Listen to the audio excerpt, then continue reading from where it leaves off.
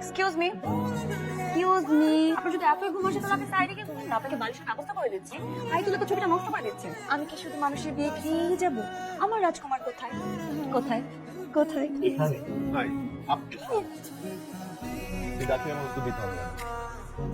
বলবো না, ভালো করে বলার মতো মুডে আমি নাই। আমার স্কলারশিপটা হয়ে গেছে, কিন্তু মা যাওয়া আসা খরচ বাদ বাকি যাবতীয় সব খরচের টাকা দিতে পারবে না বলে দিচ্ছি। তুই কি করবি রে? তুই টাকা কোথেকে পাবি? ঠিক আছে দিস, আমি যাই না, তোকে সামনে চলে যা।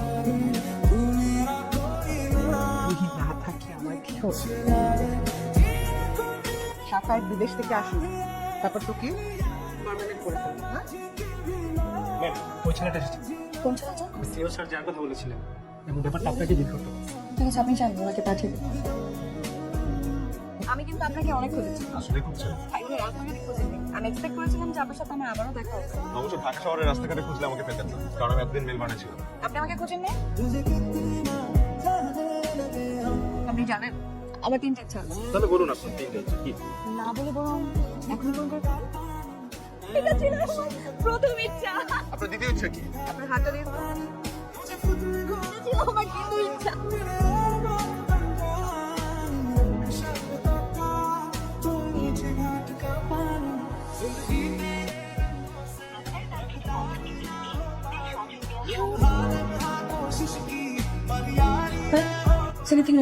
No, কি হয়েছে আমাকে বলো। তেমন কিছুই হয়নি। আচ্ছা ঠিক আছে, আমরা দুপুরে একসাথে লাঞ্চ করবো, তখন শুনবো।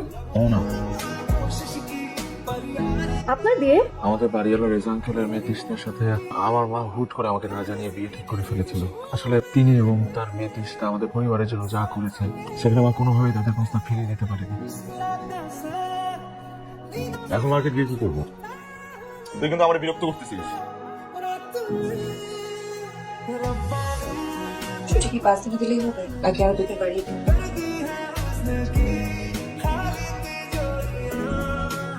আমার কিছু গুরুত্বপূর্ণ কথা বলতে চাই। আমার মনে হয় তোর আমাকে বিয়ে করাটা ঠিক হবে না।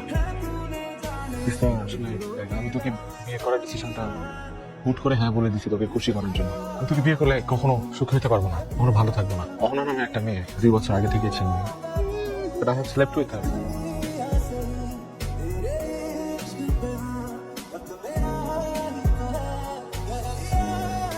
ওইটা কি চলে গেছে? কোথায় গেছে? কোথায় গেছে এটা আমাকে বলে দেন। যাওয়ার সময় তা একটা প্যাকেট দিয়ে গেছে আমার হাতে আপনাকে দেওয়ার জন্য। সাফায়েত, আমি জানতাম তুমি যখন চিঠিটা পড় তখন আমি তোমার থেকে অনেক দূরে। তোমার সমস্ত পরিস্থিতি সিমরান আমাকে সব বলেছে, জানি বলে তোমাকে প্রতারণা বলতে পারছি না। আমি চলে যাচ্ছি, তুমি চোখের সামনে থাকলে আমি নিজেকে নিয়ন্ত্রণ করতে পারবো না। তোমার উপর আমার কোনো রাগ নেই, তবে জেনে রেখো তুমি আমার শেষ ভালোবাসা।